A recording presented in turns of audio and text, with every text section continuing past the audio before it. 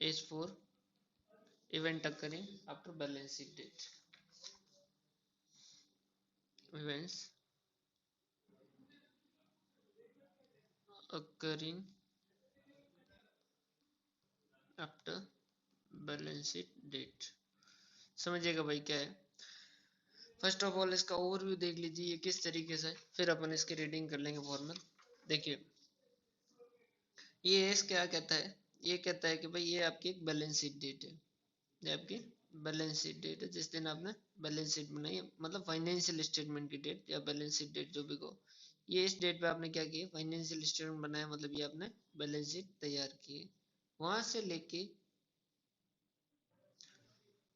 जिस दिन तक आपके फिर ये फाइनेंशियल स्टेटमेंट बनाए, फिर ये क्या होंगे, बोर्ड ऑफ डायरेक्टर के पास जाएंगे और बोर्ड ऑफ डायरेक्टर उसको क्या करेंगे, अप्रूव करेंगे। तो इसको क्या कहा जाता है, financial statement approval date. Financial statement approval date. तो ये क्या कहता है इस कि बैलेंस शीट डेट से लेके फाइनेंशियल स्टेटमेंट जब तक अप्रूव नहीं हो जाता है, इसके बीच में क्या होंगे, बहुत सारे इवेंट होंगे। इसके बीच में क्या होंगे, बहुत सारे इवेंट होंगे। इन इवेंट के ऊपर क्या कहता है, ये कहता है इस इवेंट में से जो इवेंट है, इन इवेंट को ये दो कैटेगरी में बांटता है। ये क्या करता है, इन इवेंट को दो कैटेगरी में बांटता है। फर्स्ट जो है वो एडजस्टिंग इवेंट और सेकंड जो है वो फ्रेश इवेंट या नॉन एडजस्टिंग इवेंट। अपन यहाँ पर अपनी इजी लैंग्वेज में लिख रहे हैं ताकि आप लास्ट के अंदर सिर्फ इतना देख के भी समझ सको। नॉन एडजस्टिंग इवेंट, जो एडजस्टिंग इवेंट है उनमें क्या कहा गया कि एडजस्टिंग इवेंट कौन से होंगे, एडजस्टिंग इवेंट वो होंगे जो क्या करेंगे, फर्दर इंफॉर्मेशन प्रोवाइड करेंगे, जो क्या करेंगे, फर्दर इंफॉर्मेशन प्रोवाइड करेंगे। ऐसे इवेंट जो फर्दर इंफॉर्मेशन प्रोवाइड करें। समझिएगा, इसको अपन डिटेल में समझेंगे। इसके अलावा दो और है जो एक्चुअल में एडजस्टिंग इवेंट तो नहीं है। एडजस्टिंग इवेंट का मतलब तो यही है जो फर्दर इंफॉर्मेशन दे, लेकिन दो चीजें ऐसी है जिनको और एडजस्ट किया जाता है, जिसमें से एक है प्रपोज डिविडेंड और उसके अलावा गोइंग कंसर्न। देखिएगा भाई, फर्दर इंफॉर्मेशन का मतलब क्या कहता है कि ऐसा कोई इवेंट जो क्या था, बैलेंस शीट डेट पे एग्जिस्ट था, मतलब कि बैलेंस शीट डेट पे वो क्या था, अवेलेबल था, और उसकी अब क्या हुई है, कोई फर्दर इंफॉर्मेशन मिली है, उसकी अब क्या हुई है, कोई फर्दर इंफॉर्मेशन मिली है। और उस फर्दर इंफॉर्मेशन की वजह से क्या हो रहा है, जो बैलेंस शीट में इनकी वैल्यू है वो उसमें उस पर इफेक्ट आ रहा है, उसमें कुछ चेंज आ रहा है। समझिएगा, देखो तीनों कंडीशन फुलफिल होनी चाहिए। सबसे पहले तो बैलेंस शीट डेट पे वो इवेंट है जो एग्जिस्ट होना चाहिए। मतलब जैसे अपन किसी से पैसे मांग रहे थे और पैसे मांग रहे थे और उसके क्या हो गई थी, गोदाम के अंदर आग लग चुकी थी। तो ये क्या हो गया, उस बैलेंस शीट डेट पे क्या था, इवेंट हो रखा था, मतलब सस्पेंस था कि पैसा मिलेगा या नहीं मिलेगा। और फिर बाद में वो कोर्ट में चला गया था और कोर्ट ने उसको क्या कर दिया, इंसॉल्वेंट घोषित कर दिया। तो ये जो है इन्फॉर्मेशन क्या है, ये फर्दर इन्फॉर्मेशन मानी जाएगी। मतलब बैलेंस शीट डेट पे वो इवेंट था और उसके आगे अब क्या हुई है, फर्दर इन्फॉर्मेशन मिली। और ये फर्दर इन्फॉर्मेशन की वजह से क्या होना चाहिए, बैलेंस शीट की वैल्यू है जो अफेक्ट होनी चाहिए। मतलब बैलेंस शीट की वैल्यू या तो किसी एसेट की वैल्यू ज्यादा या कम, या फिर किसी लाइबिलिटी की वैल्यू ज्यादा या कम हो रही है, ऐसा होना चाहिए। अगर ये तीनों कंडीशन सेटिस्फाई होती है, तीनों कंडीशन देखिएगा प्लस का निशान लगाया बीच में, अगर ये तीनों कंडीशन सेटिस्फाई होती है तो उसको क्या कहा जाएगा, एडजस्टिंग इवेंट, फर्दर इंफॉर्मेशन वाला ये जो एडजस्टिंग इवेंट है जो कहा जाएगा। अब समझिएगा सेकंड चीज, जैसे एक एग्जांपल और है, जैसे आपको क्या हुआ, चेक मिला आपको 3 अप्रैल को मिला, और ये जो चेक था वो उस पर डेट लिख रखी थी 31 मार्च की। तो क्या ये एडजस्टिंग इवेंट है या नहीं है। देखिए क्या बैलेंस शीट डेट पे एग्जिस्ट था क्या, नहीं, बैलेंस शीट डेट पे एग्जिस्ट नहीं था। अगर बैलेंस शीट डेट पे एग्जिस्ट नहीं था इसका मतलब क्या, ये इवेंट जो है उसका इफेक्ट आएगा क्या, क्या वो एडजस्टिंग इवेंट कहलाएगा क्या, नहीं। अगर तीनों में से एक भी कंडीशन अनसेटिस्फाई रह जाती है तो फिर ये आपका एडजस्टिंग इवेंट नहीं होगा। एक और एग्जांपल लेते हैं, जैसे अपन ने क्या किया था, कोई एसेट है जो खरीदने, सपोज अपन कोई बिजनेस है जो क्या कर रहा था, कोई बिल्डिंग एसेट खरीद रहा था, उसका नेगोशिएशन स्टार्ट हो चुका था सपोज जनवरी से, और जो डील है जो वो फाइनल हुई वो क्या कब हुई, सपोज वो हुई आपकी अप्रैल के अंदर। अब इस केस के अंदर बैलेंस शीट डेट पे इवेंट एग्जिस्ट था क्या, बैलेंस शीट डेट पे इवेंट एग्जिस्ट था। फर्दर इन्फॉर्मेशन मिली है क्या, फर्दर इन्फॉर्मेशन मिली है, ये भी सही है। लेकिन क्या इससे कोई एसेट की वैल्यू इफेक्ट हो रही है क्या, नहीं। बैलेंस शीट डेट पे जो एसेट लिखे है, कौन सी वैल्यू, किसकी, बैलेंस शीट डेट पे जो एसेट एंड लाइबिलिटी है, क्या उनकी एसेट या लाइबिलिटी जो लिखी है उसमें से किसी की वैल्यू अफेक्ट हो रही है क्या, नहीं। बैलेंस शीट डेट पे तो अपन क्योंकि बिल्डिंग का नेगोशिएशन चल रहा था तो क्या हमने लिखा था क्या, नहीं। बैलेंस शीट डेट पे कोई ऐसी एसेट या लाइबिलिटी नहीं है जिसकी वैल्यू अफेक्ट हो रही है, तो क्या एडजस्ट होगा क्या, नहीं। तो यहाँ पर तीनों कंडीशन है जो सेटिस्फाई होनी चाहिए। एडजस्टिंग इवेंट की डेफिनेशन क्या है, एडजस्टिंग इवेंट की डेफिनेशन यही है, एडजस्टिंग इवेंट की डेफिनेशन जो है वो यही है। इसके अलावा ये कहते हैं कि कुछ इवेंट ऐसे होते हैं जिनको आपको एडजस्ट करना होगा। प्रपोज डिविडेंड, देखो प्रपोज डिविडेंड का कॉन्सेप्ट क्या था, जो पुराना कंपनी एक्ट था, कंपनी एक्ट 1956, वो तो क्या था, स्पेसिफिकली कह रहा था कि भाई प्रपोज डिविडेंड को आपको क्या करना होगा, बैलेंस शीट में एडजस्ट करना होगा। क्योंकि प्रपोज डिविडेंड तो हमेशा ही क्या होता है, बाद में ही होता है। 31 मार्च को जब फाइनेंशियल स्टेटमेंट बनाते हैं उसमें अपने को प्रॉफिट पता चलता है, और फिर उस प्रॉफिट के हिसाब से हम क्या करते हैं, आगे डिविडेंड है जो प्रपोज करते हैं। डिविडेंड आगे प्रपोज किया जाता है लेकिन फिर भी उसको क्या किया जाता है, एडजस्ट किया जाता है। क्यों, क्योंकि एक स्टैट्यूटरी रिक्वायरमेंट थी। नया वाला जो कंपनी एक्ट है उसके अंदर ऐसा कुछ स्पेसिफिकली नहीं लिखा है, तो दोनों आप व्यू ले सकते हो। आप ऐसा भी लिख सकते हो कि क्योंकि अभी नए वाले कंपनी एक्ट में नहीं लिखा इसलिए उसको एडजस्ट करने की जरूरत नहीं, और या फिर साइलेंट है तो कि भाई पुराने वाले के अंदर लिख रखा था एडजस्ट करने का, इसीलिए इसको एडजस्ट करना, एडजस्ट किया जाएगा चाहे नए वाले में नहीं लिखा है फिर भी।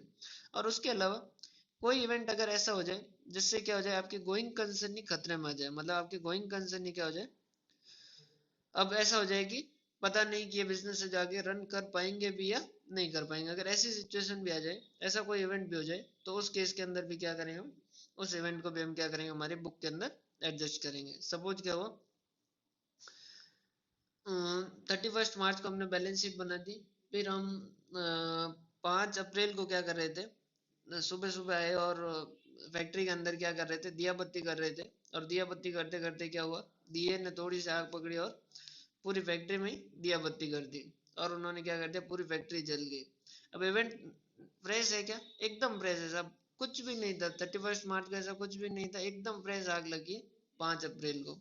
फ्रेश इवेंट है, उसके हिसाब से तो एडजस्ट नहीं होना चाहिए, उसकी कोई एंट्री नहीं होनी चाहिए, कुछ भी नहीं होना चाहिए। लेकिन पूरी फैक्ट्री जल गई है, अब हमारा बिजनेस है जो रन करेगा या नहीं करेगा ये भी डाउटफुल हो गया है, मतलब कि बिजनेस की गोइंग कंसर्न पे क्या हो चुका है, खतरा आ चुका है। तो ऐसे केस में ये मत कहिएगा कि ये फ्रेश इवेंट आप इसको एडजस्ट नहीं करेंगे, तो उस केस के अंदर आपको एडजस्ट करना होगा। अगर गोइंग कंसर्न अफेक्ट हो रही है तो यहाँ पर करना होगा। यहाँ पर इनका क्या किया जाएगा, इनका अगर ये तीनों है तो इनका क्या किया जाएगा, एडजस्टमेंट किया जाएगा। एडजस्टमेंट इन फाइनेंशियल स्टेटमेंट, मतलब कि जिस एसेट या लाइबिलिटी की वैल्यू ज्यादा या कम हो रही है वो एडजस्टमेंट किया जाएगा। प्लस उसके अलावा क्या किया जाएगा, डिस्क्लोजर इन बीओडी रिपोर्ट। एक्चुअल में लिखा क्या, अप्रूविंग अथॉरिटी जो है उनकी जो रिपोर्ट होती है उसके अंदर, लेकिन उसका मतलब क्या है, बोर्ड ऑफ डायरेक्टर की जो रिपोर्ट है उसके अंदर क्या करेंगे अपन, एडजस्ट करेंगे। क्लियर है। और अगर फ्रेश इवेंट है और मटेरियल है तो उसका क्या करेंगे, डिस्क्लोजर देंगे। आपको देखो जैसे क्वेश्चन के अंदर कुछ ऐसा क्वेश्चन पूछा जाता है कि उसका क्या किया जाएगा, तो आप ये तो जरूर बता दें कि भाई फ्रेश इवेंट है तो भी कि डिस्क्लोजर दे दीजिए, अगर मटेरियल है तो डिस्क्लोजर दे दीजिए, क्योंकि डिस्क्लोजर में कोई दिक्कत वाली बात नहीं। क्लियर है। ये है इसका बेसिक कॉन्सेप्ट, कोर कॉन्सेप्ट। अब अपन इसको एक बार रीड भी कर लेते हैं अपने नोट्स से, ठीक है। अगर आपको नोट्स की जरूरत हो तो आप मेरे को बता दीजिएगा, या फिर कमेंट के अंदर अपने नंबर लिख दीजिएगा जिसमें मैं व्हाट्सएप कर दूंगा ये आपके नोट्स जो है। is for contingencies and event occurring after the balance sheet date. Event occurring after the balance sheet date are those significant event। देखो मटेरियल नहीं है तब तो उसको क्या कर दीजिएगा, इग्नोर कर सकते हो आप सीधा ही। क्लियर है। बोथ फेवरेबल और अनफेवरेबल, चाहे फेवरेबल है चाहे अनफेवरेबल है, दैट अकर बिटवीन, किसके बीच में होता है, balance sheet date and date on which financial statement are approved by board of director. Clear है, सेम वही बात है।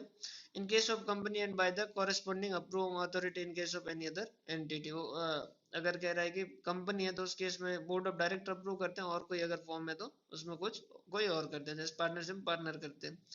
To type of events can be identified, दो तरीके के इवेंट होते हैं, adjusting event and non adjusting event. Adjusting event are those which provide further information, further evidence of condition that exist at balance sheet date. For example, trade receivable declared insolvent and state unable to pay full amount against whom provision for doubtful debt are created। दो चीजें, एक तो further evidence होना चाहिए और एक balance sheet date पे exist होना चाहिए। सर आपने तो तीन कंडीशन बताई थी, देखिए ये दो कंडीशन तो है, तीसरी कंडीशन अगर आपकी बैलेंस शीट में उसका कोई एसेट और लाइबिलिटी में कोई इम्पैक्ट नहीं आ रहा है, ना कोई ज्यादा हो रही है ना कोई कम हो रही है, ऐसा कुछ नहीं हो रहा है, तो फिर उसको एडजस्ट करोगे ही क्या। तो अल्टीमेटली वो कॉमन सेंस से बाहर चला जाती है भाई, वो एक्चुअल में तो एडजस्टिंग इवेंट है, उसको एडजस्ट करना चाहिए, लेकिन बैलेंस शीट पे कोई एसेट लाइबिलिटी की वैल्यू के अंदर जो अवेलेबल जो वैल्यू थी उसमें से किसी के ऊपर इफेक्ट नहीं आ रहा है, तो अल्टीमेटली एडजस्ट करोगे क्या। Non adjusting event those which are inductive of condition that arose subsequent to the balance sheet date, जो एकदम ताजे हुए हैं।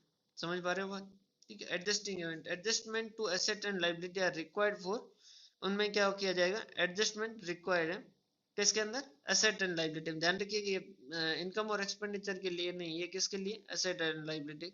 occurring after balance sheet date that provide additional information, जो additional information they, materiality affecting the determination of amount relating to condition existing at the balance sheet date, जो condition balance sheet date पे थी उसी के ऊपर, ठीक है। Adjustment of asset and liability, उसका क्या किया जाएगा, एडजस्टमेंट करना पड़ेगा और उसका डिस्क्लोजर भी देना पड़ेगा। क्लियर है।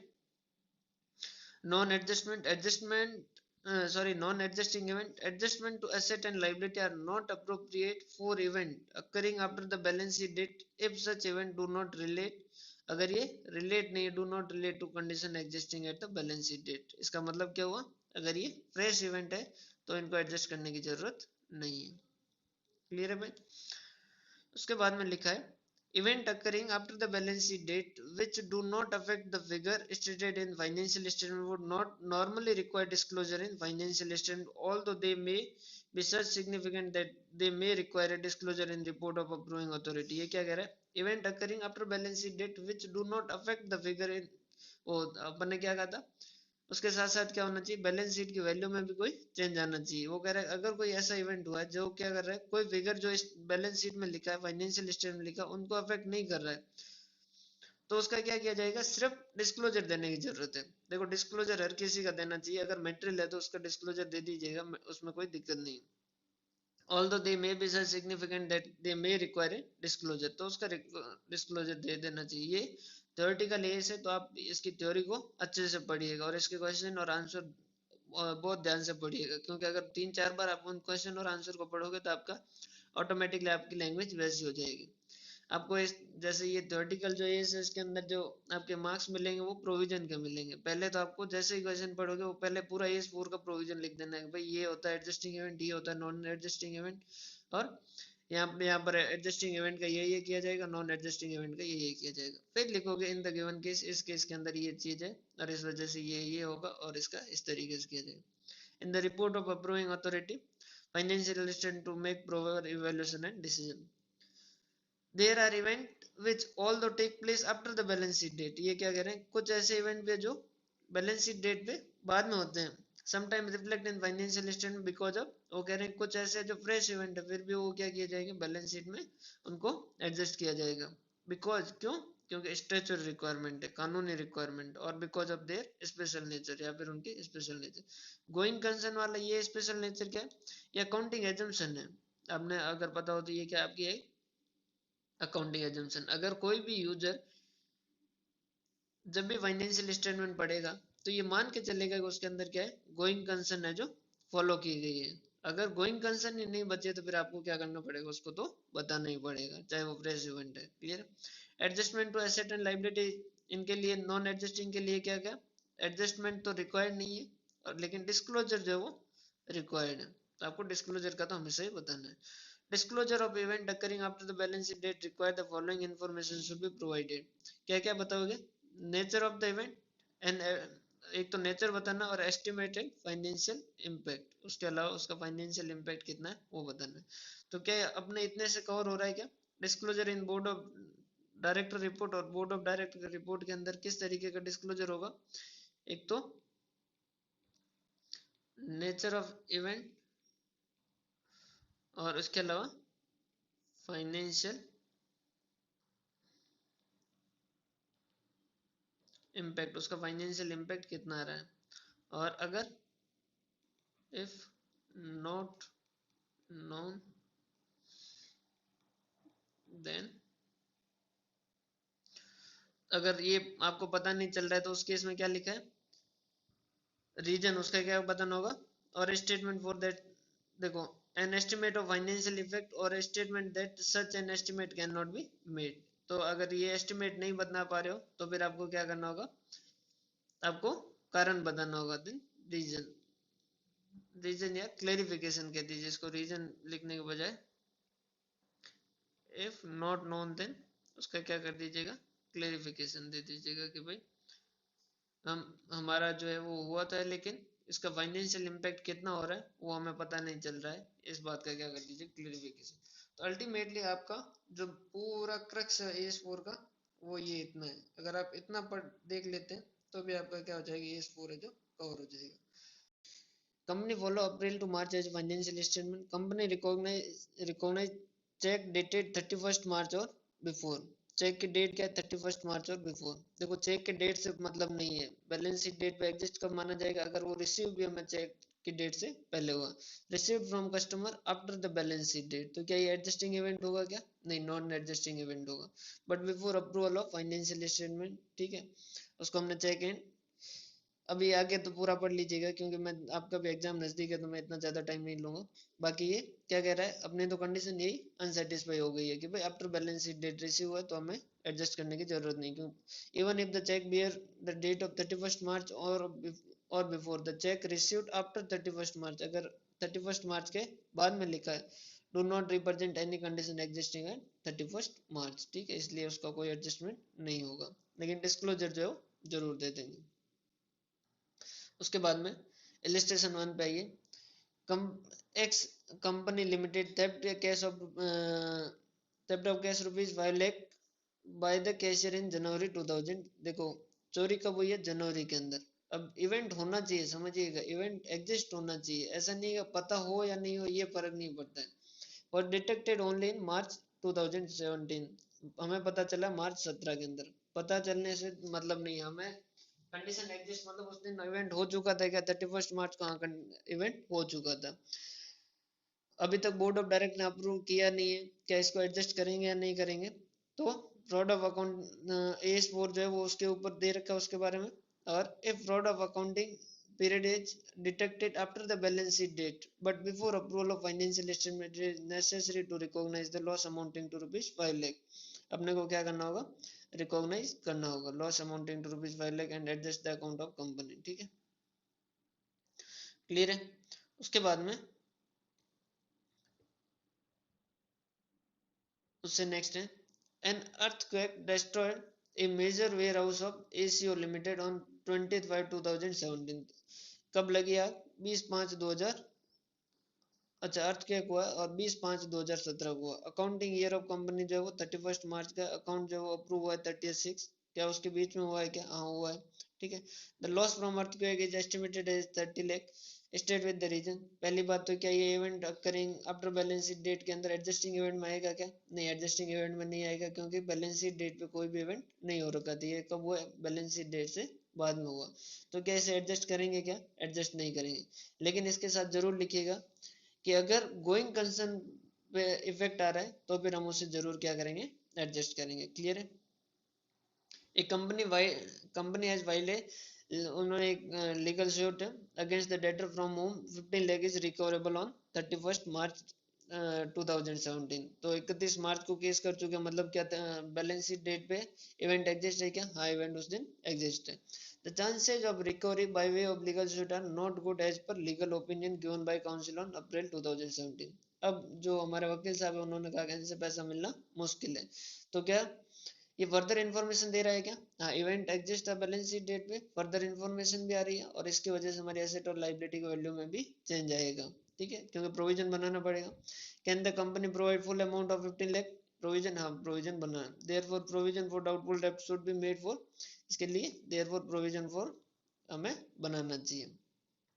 इन प्रिपेयरिंग द फाइनेंशियल, देखिए इसको मैं आपके जल्दी करवाने की कोशिश कर रहा हूँ, इसीलिए मैं ये पूरा नहीं पढ़ रहा हूँ, लेकिन आपको एक बार पूरा पढ़ना है, एक बार ही नहीं 2-3 बार पढ़ें ताकि आपकी लैंग्वेज उस तरीके से हट जाए। In preparing the financial statement of R Limited for the year ended 31st March 2017, you come across the following information. State with the reason whether you would deal with, how would you deal with. The company invested 100 lakh in April 2017 before approval of financial statement by the board of directors in the acquisition of another company doing similar business, the negotiation for which started during the year. वो कह रहे हैं कि negotiation शुरू हो चुका था, लेकिन जो इन्वेस्ट की है वो अप्रैल के अंदर की है। क्या होगा क्या ये? तो इवेंट एग्जिस्ट है क्या? हाँ, इवेंट एग्जिस्ट है। उसके बाद में सेकंड कंडीशन क्या होता है? फर्दर इन्फॉर्मेशन मिली है क्या? फर्दर इन्फॉर्मेशन मिली है, लेकिन यहाँ पर थर्ड कंडीशन खत्म हो जाती है। क्या बैलेंस शीट डेट पे कोई एसेट और लाइबिलिटी अवेलेबल है? ऐसी एसेट और लाइबिलिटी जिसकी वैल्यू में चेंज आ रहा है क्या? नहीं, ऐसी कोई एसेट और लाइबिलिटी थी नहीं, क्योंकि उस वक्त तो नेगोशिएशन चल रहा था, तो कोई एसेट लिखी नहीं थी, तो इसका एडजस्टमेंट है जो नहीं होगा। यहाँ पर क्या लिखा है? which clearly state that disclosure, applying yes for revised, which clearly state that disclosure should be made in report of approving authority of those events occurring after the balance sheet date that represent material changes committing effect after financial position of enterprise. The investment of rupees 100 lakh in April 2017 in the acquisition of another company should be disclosed in the, उसको क्या किया जाएगा? Disclose जरूर किया जाएगा, लेकिन उसका adjustment की जरूरत नहीं है, ठीक है। However no adjustment to asset and liability is required, कोई एडजस्टमेंट करने की जरूरत नहीं है। Does not affect the determination and condition of amount stated in financial statement, financial statement जो एसेट और लायबिलिटी जो लिखे उनकी वैल्यू के अंदर कोई चेंज आ रहा है क्या? भाई नहीं, कोई चेंज नहीं आ रहा है, तो कोई एडजस्टमेंट की जरूरत है क्या? नहीं। A limited company close its accounting year on 30th6 2017 and the account for that period were considered and approved by the board of directors on 20th August 2017. The company was engaged in laying pipeline for an oil company, ठीक है। While doing the business boring work on 1/9/2017, it had met the rocky surface, मतलब कि उनको बीच में पत्थर मिल गया, for which it was estimated that there would be extra cost of 80 lakh। देखो ये अब बैलेंस अकाउंट क्लोज कब किया? 30/6, और अप्रूव कब किया? 20 अगस्त, ठीक है। और ये जो रॉकी सरफेस है वो कब मिला है? 1/9/2017 को। क्या 36 को कोई इवेंट ऐसा अवेलेबल था क्या? नहीं, कोई इवेंट ऐसा अवेलेबल नहीं था, तो ये क्या माना जाएगा? फ्रेश इवेंट माना जाएगा। फ्रेश इवेंट मतलब नॉन एडजस्टिंग इवेंट, ठीक है। You are required to state with the reason how would you deal with then. In this case, इस केस में हम करेंगे incident which are expected to be push up cost approval after the date of approval of account. ये कब हुआ? Account approve होने के बाद। So it is not an event occurring after the balance sheet date, however this may be. Report के अंदर तो हर किसी का डिस्क्लोजर दे ही देना चाहिए, clear. While preparing its financial account for year ended 31st March 2017, a company made a provision for bad debts at 5%. अब इस total debtor last week के अंदर था, और ट्रेड रिसीवेबल जो 2 लाख के थे suffered heavy loss due to earthquake. The loss was, अब देखो फरवरी के अंदर ही हो चुका था, लॉस उसका हो गया था। Loss was not covered by insurance policy, और अप्रैल के अंदर। तो क्या बैलेंस शीट डेट पे अवेलेबल था क्या? बैलेंस शीट डेट पे अवेलेबल था, उसके आग लग चुकी थी, हमने प्रोविजन भी बना रखा था 5% का। और अब अप्रैल के अंदर क्या हो गया? तो फाइनली उससे कुछ भी पैसा नहीं मिलेगा, ये पता चल गया। तो क्या एडजस्ट करना पड़ेगा? क्या एडजस्ट करना पड़ेगा? क्या एडजस्ट करेंगे? एक्सपेक्टेड लॉस है पूरा ही रिकॉग्नाइज कर देंगे, मतलब प्रोविजन बना देंगे। So full provision of 2 lakhs should be made to cover, और उसके अलावा डिस्क्लोजर तो देना है जो देना ही है। During the year 2015-16, Raj Limited was sued by a competitor of 15 lakh for infringement of trademark. Based on the advice of the company's legal counsel, Raj Limited provided for a sum of 10 lakh in financial statement for year ended 31st March 2016. On 18th April, देखो 31st मार्च को event available था क्या? 31st मार्च को event available था। उसके बाद में 18 अप्रैल को क्या हुआ, कोर्ट ने डिसाइड कर दिया पार्ट उसके पक्ष में और पूरा 14 लाख पे करने को कहा है। द फाइनेंशियल स्टेटमेंट जो prepared by the company management on 30 अप्रैल 30 अप्रैल को, तो 30 अप्रैल को तो अवेलेबल था और अप्रूव कब हुआ, 31 मई को। उसके बीच में आया है क्या, ये जजमेंट है उसके बीच में आया, तो इवेंट है, फर्दर इन्फॉर्मेशन भी है, एसेट की वैल्यू भी चेंज हो रही है, मतलब प्रोविजन एसेट और लाइबिलिटी में प्रोविजन की वैल्यू जो चेंज हो रही है, क्या एडजस्टमेंट करने की जरूरत है क्या, एडजस्टमेंट करने की जरूरत है। Had the judgment of court been delivered on therefore Raj Limited should adjust the provision upward of 4 lakh reflect the outward ये to the court paid by to them, मतलब कि 10 लाख का तो उसने प्रोविजन बना रखा था, 4 लाख का और बनाना पड़ेगा। क्लियर है। वो कह रहा है कि अगर 1 अप्रैल को ये जजमेंट आता तो क्या होता, तो ये क्या होता, event occurring after balance sheet date में आता ही नहीं, क्योंकि बैलेंस शीट डेट में कब तक से कब तक का था, बैलेंस जब फाइनेंशियल स्टेटमेंट की डेट से लेके अप्रूवल डेट तक, अगर ये 1 जून को आता जजमेंट तो ये तो क्या हो जाता 31 मई के भी बाद में, मतलब अप्रूवल से भी बाद में, तो उसका एडजस्टमेंट की जरूरत नहीं थी। क्लियर है। तो ये आपका एज 14 है, एज 4 है, सॉरी एज 4। तो इसको बहुत शॉर्ट के अंदर अगर लिखना है, मतलब कि सिर्फ आप 3-4 मिनट के अंदर इस पूरे एज को रिवाइज कर सको, तो कैसे लिखोगे कि ये आपकी बैलेंस शीट डेट, ये आपकी अप्रूवल डेट, इनके बीच इवेंट होते हैं। ये इवेंट 2 तरीके के, एडजस्टिंग और नॉन एडजस्टिंग।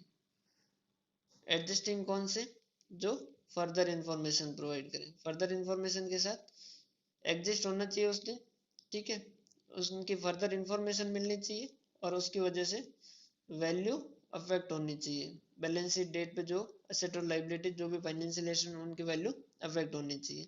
उसके अलावा 2 चीजों का और एडजस्टमेंट होता है, एक तो प्रपोज डिविडेंड का एडजस्टमेंट होता है, और एक उसके अलावा अगर कोई ऐसा इवेंट है जिससे गोइंग कंसर्न खतरे में चली जाए तो उसका भी एडजस्टमेंट होता है। नॉन एडजस्टिंग क्या होते हैं, फ्रेश इवेंट होते हैं, इनका एडजस्टमेंट की जरूरत नहीं। इनका क्या होगा, एक तो एडजस्टमेंट होगा बैलेंस शीट के अंदर, उसके अलावा डिस्क्लोजर भी देना पड़ेगा, डिस्क्लोजर के अंदर नेचर देना पड़ेगा और फाइनेंशियल इम्पैक्ट देना पड़ेगा। फाइनेंशियल स्टेटमेंट पता नहीं है तो इम्पैक्ट पता नहीं है तो उसका क्लेरिफिकेशन दे देंगे फाइनेंशियल स्टेटमेंट, और अगर ये है तो इसका क्या करेंगे, सिर्फ डिस्क्लोजर दे देंगे। ये आपका टोटल एज 4 है। होपफुली आपको समझ आया होगा। अगर आपको अच्छा लगा हो तो जरूर शेयर सब्सक्राइब करें, और अगर आपको इस एज के नोट्स की जरूरत है तो आप कमेंट बॉक्स के अंदर अपने नंबर जरूर लिखें। बहुत बहुत धन्यवाद।